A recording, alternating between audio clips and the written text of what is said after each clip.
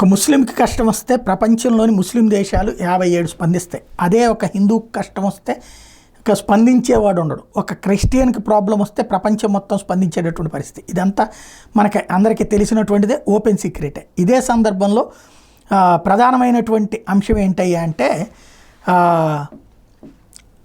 భారతదేశ ప్రభుత్వం ఇదివరకు పాకిస్తాన్లోనూ బంగ్లాదేశ్లోనూ హిందువులకు ఏదైనా జరిగితే స్పందించేది కాదు. కాంగ్రెస్ గవర్నమెంట్ ఉన్నప్పుడు అది వాళ్ళ అంతర్గత వ్యవహారం అని.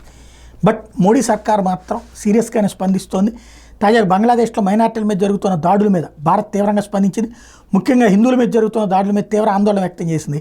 వాళ్ళని రక్షించాల్సిందేనని స్పష్టం చేసింది. విదేశీ వ్యవహారాల శాఖ మంత్రి జయశంకర్ శుక్రవారం పార్లమెంట్లో మాట్లాడుతూ బంగ్లాదేశ్లో ఇటీవల జరిగిన దుర్గా పూజ వేడుకల్లో ఆలయాలు, పూజా మండపాల మీద దాడులు జరిగాయి.